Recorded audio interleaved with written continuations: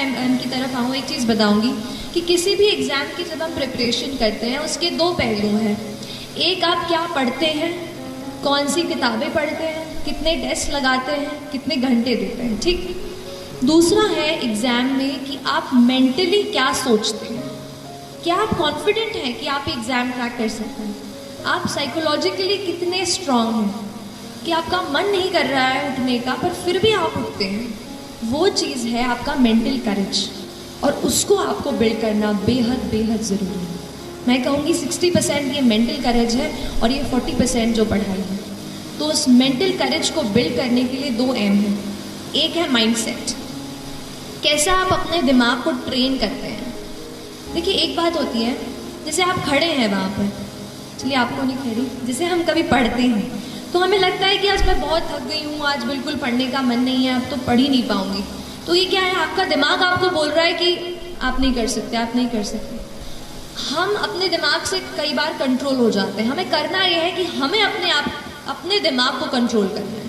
हमें उसको बताना है कि नहीं, आज अगर मैंने सोचा है कि मुझे ये चैप्टर कंप्लीट करना है तो मैं करके रहूँ। तो आपको अपने दिमाग को कंट्रोल करना होगा, ठीक है। जब तक हम अपने माइंड को, अपने हार्ट को नहीं एक जगह फोकस कर पाएंगे, तब तक हम अच्छे से फोकस नहीं कर पाएंगे। तो ये चीज़ आप अपने आप को ज़रूर बताते रहिए।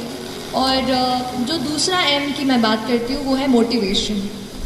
तो कई बार ऐसा पूछते थे, मैं भी जब पढ़ रही थी तो इंटरनेट पे ऐसे यूट्यूब पे सर्च करती थी हाउ टू स्टे मोटिवेटेड। तो लेकिन वो चीज़ मुझे बाद में समझ आई कि बाहर का कोई इंसान मुझे नहीं बता सकता कि how will I stay motivated.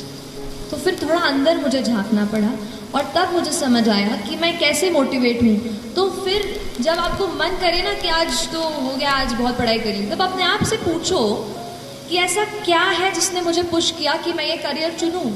ऐसा क्यों है कि मैं SSB के एग्ज़ाम के लिए बैठ रही हूँ या बैठ रहा हूँ। Why is it. अगर आपका वाई तगड़ा है ना, तो आप पूरी जर्नी से अच्छे से निकल जाओगे। इसलिए अपने वाई को, why do you want to join the civil service, why do you want to clear this exam, that is very very important. So don't start कि अगर करूँगा तो अच्छा वो मिल जाएगा, प्रेस्टीज मिल जाएगी। अगर आप प्रेस्टीज को सोचकर अगर आप सिविल सर्विस का एग्ज़ाम देने जा रहे हैं तो माय डियर फ्रेंड्स, ज़्यादा दिनों तक वो आपको मोटिवेट नहीं रख पाएगा। मोटिवेशन आपको कहीं ऐसी जगह से आना चाहिए कि अगर आप कहीं जा रहे हो, किसी बच्चे को देखते हो, किसी दुकान पर काम करते हो, तो क्या आप ये सोचते हैं कि वो बच्चा वहाँ पे नहीं होना चाहिए, वो बच्चा अभी स्कूल में होना चाहिए। क्या हम कुछ कर सकते हैं अपनी पढ़ाई से? क्या हम किसी ऐसे पोजीशन पे पहुँच सकते हैं कि उस बच्चे को वहाँ से निकाल कर स्कूल में भर्ती करा दें?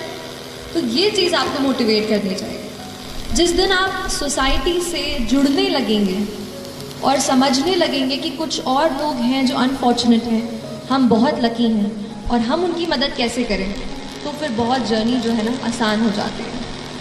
तो एक ये चीज़ मोटिवेशन की थी कि आप खुद अपने आप को मोटिवेट करिए। मैं लकी रही कि मैं मम्मी पापा के साथ रहकर, घर में रहकर पढ़ाई की मैंने।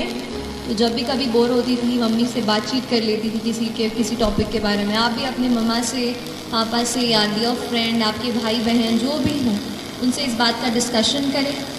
और इसके अलावा डी-स्ट्रेस भी हूँ। और एक और बात मैम से बात करते हुए मुझे याद आई कि मुझे ज़रूर आपसे शेयर करनी चाहिए, वो है हमारा न्यूट्रिशन और हमारा पूरा जो न्यूट्रिशन हम लेते हैं।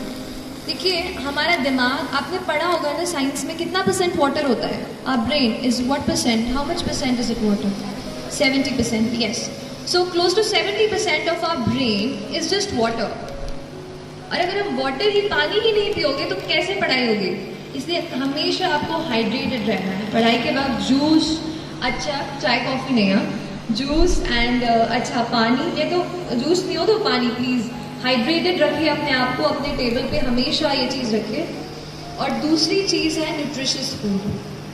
तो मैम तो बिल्कुल मम्मा जैसे रखती हैं आपको, तो आप बिल्कुल न्यूट्रिशियस फूड लेते रहिए जहाँ भी आप रहते हैं। प्लीज़, आप अगर हॉस्टल में रहते हो तो प्लीज़ अपने आप को कभी भी वो मत कीजिए, क्योंकि हमारी बॉडी जब स्ट्रांग होगी ना, तभी अपन अच्छे से हेल्दी होकर पढ़ पाएंगे। तो don't compromise on that front.